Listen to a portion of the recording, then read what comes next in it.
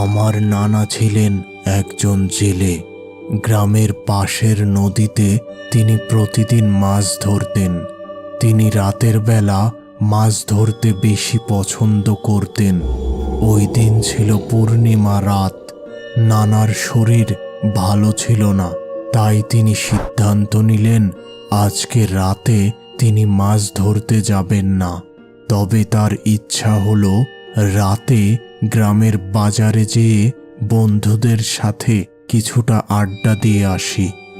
যখন তিনি বাজারে পৌঁছালেন তখন সময় ছিল রাত ৮টা। বন্ধুদের সাথে বসে একটি চায়ের দোকানে আড্ডা দিতে শুরু করলেন। এভাবে রাত প্রায় ১২টার মতো সময় হলো।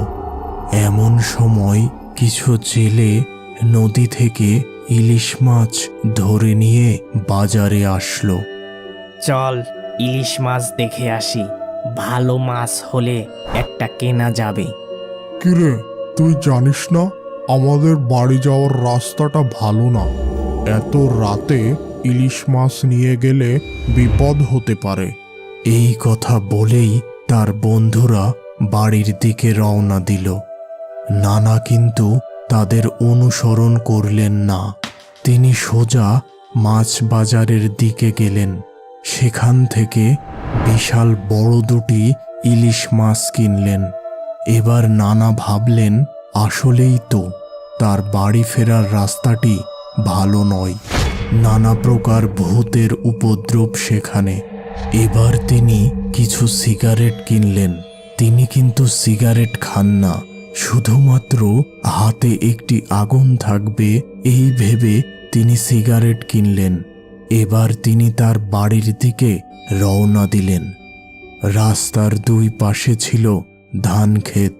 কিছু সময় পর নানা পৌঁছে গেলেন রাস্তার পাশের একটি মসজিদের কাছে। এবার তিনি সিগারেটে আগুন দিলেন, কারণ এই মসজিদের পরেই আছে বেশ কিছু তাল গাছ। গ্রামের মানুষ বিশ্বাস করে এখানে ভূত বা পিশাচ বসবাস করে। আবার ইলিশ মাছ নিয়ে হাঁটা শুরু করলেন নানা। মসজিদ পার হতেই তার মনে হলো কে যেন তার পিছু হেঁটে আসছে। তিনি দ্রুত পিছনে ফিরলেন, কিন্তু কাউকে দেখতে পেলেন না। এবার তিনি মনে মনে দোয়া পাঠ করে আবার হাঁটতে শুরু করলেন। একটি তাল গাছের কাছে আসতেই হঠাৎ তার সামনে দিয়ে একটি কালো বিড়াল দুই পায়ে ভর দিয়ে হেঁটে রাস্তা পার হলো।